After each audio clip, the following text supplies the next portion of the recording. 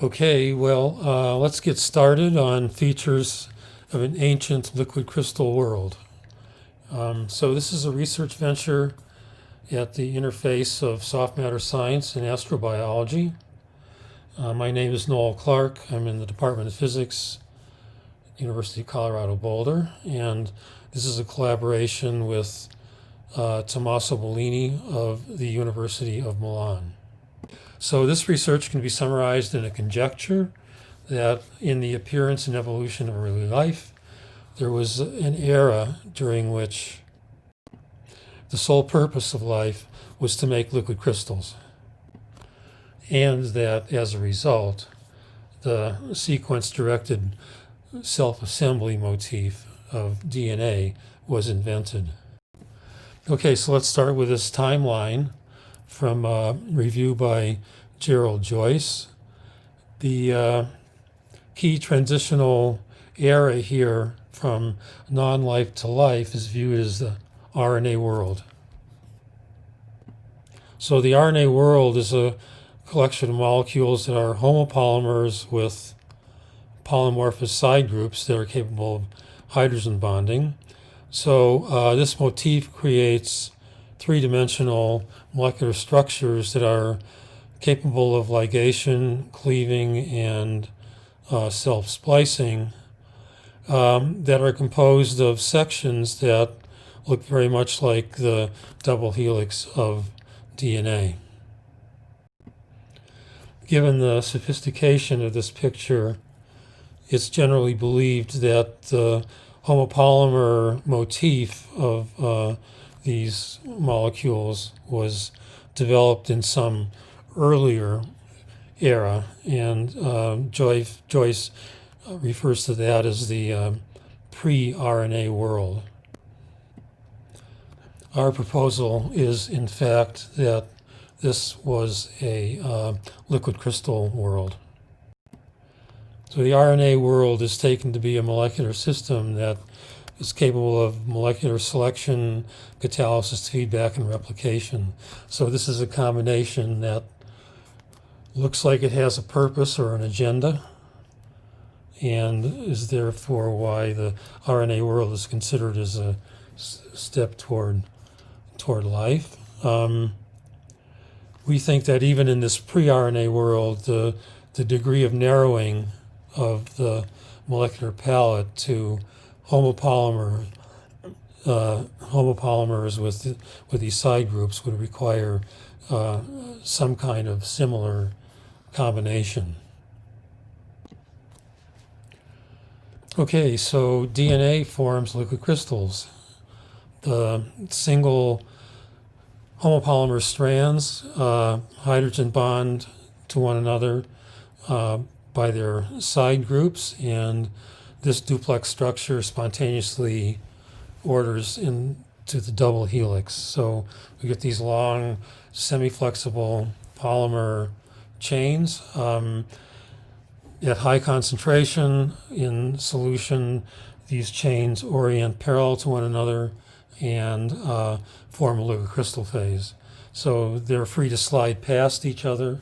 So it's not a crystal, it's a fluid phase, and it forms three-dimensional textures which you can recognize in the polarized light microscope, an image shown down here on the left. So one day, Tommaso and I got to wondering whether if we had short oligomers that were duplexed, like this one drawn on the right here, whether they would form liquid crystal phases and at what lengths. So we got oligomers ranging from 6 base pairs to 16 base pairs that were self-complementary. So that made these small duplexes, and looked at them in solution and found that they all had columnar liquid crystals. So this seems surprising that something like this 6 base pair tiny duplex would make a liquid crystal. So to understand this, we have to look a little bit more detail at the structure of DNA. So the color drawing on the right is a projection of the end of the DNA. It has a CG base pair surrounded by the phosphodiester chain, which is water soluble. The base pair is aromatic, and so it's hydrophobic. So each of these short duplexes would have a blunt end with a hydrophobic center. This condition leads to the hierarchical self-assembly that's shown here. So if we start with single strands, here's 2 6-mers that are self-complementary. So they will pair into a short duplex. So this duplex, because of the hydrophobic patches on the end, will tend to find and stick to another duplex by going end to end and expelling the water. So they have sticky ends, which leads to their aggregation into linear assemblies that are quite rigid. Okay, so as the concentration goes up, these assemblies become long enough to form liquid crystal phases, both nematic and columnar.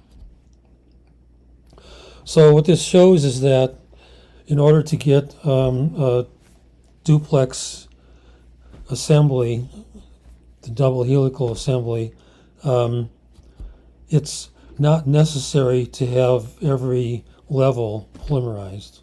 So in the liquid crystal phase, we can have breaks in the polymerization, but still have enough coherence in the columnar stacking to make liquid crystals, where the stability is afforded by the adhesion, end-to-end adhesion of the oligomers in the duplex form. So since these first experiments, we've explored the liquid crystal phenomenology of short nucleic acid oligomers and came to the realization that we don't need polymerization at all. So this slide shows liquid crystal ordering of DNA mononucleoside triphosphate. So these are single bases with triphosphate tails. So the A and T, you can base pair that forms a hydrophobic core of a dimer molecule, and there are 2 hydrophilic tails. So these pairs stack up into columns, and the columns pack as they do in the long DNA. So we get columnar DNA of nucleic acid monomers. So this shows atomistic computer simulations of that phase. 4 columns with blue and white are the hydrophobic base pair cores, and the red the phosphate tails. So this shows a single column in this liquid crystal phase. So this is the DNA double helix without polymerization, held together in a columnar liquid crystal. So we got on the track to the origin of life when we started looking at mixtures of different DNA oligomers. So this is an A-B mixture where A and B are complementary, but not self-complementary. If you make a solution, say, so one's the green, one's the yellow. If you make a solution of equimolar concentration, then the story is essentially the same as self-complementary DNA. They duplexes aggregate, and then you get liquid crystal. But now if we unbalance the mixture in concentration, then something new happens.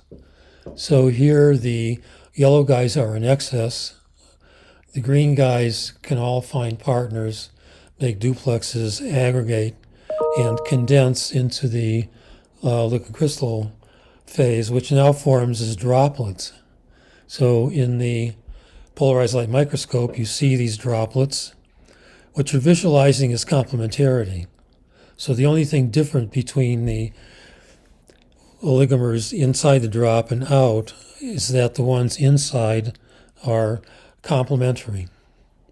So now the liquid crystal ordering becomes a mode of selection for complementarity. So now let's consider a solution of many different kinds of sequences, only some of which are complementary, so the yellow ones. So they will duplex and aggregate, form a liquid crystal droplet. So this is a process of selection. So the liquid crystal ordering is selecting molecules on the basis of whether they're complementary or not. Okay, then we step into the realm of the origin of life with the following proposal. Suppose that, as we indicate on the bottom, we functionalize the ends of these chains with the red and green dots, which are ligation chemistry, red to green. So activating this chemistry will connect up these oligomers into longer chains. If we do this in the liquid crystal phase, then you can see that the structure and templating afforded by the liquid crystal should enhance the rate of this ligation. We're putting the reactants in very close proximity and perhaps templating their geometry. So if that's the case, then the liquid crystal ordering is gathering molecules that are complementary, and then when the ligation's turned on, it's effectively catalyzing their ligation. All right, this makes them longer. This stabilizes the liquid crystal phase. So the liquid crystal ordering is essentially promoting itself by gathering molecules and reacting them in such a way that they stabilize the liquid crystal. So you have positive feedback. All right, so these are the coupled activities that sort of signal the beginning of life. So we think that this could happen in this much simpler context.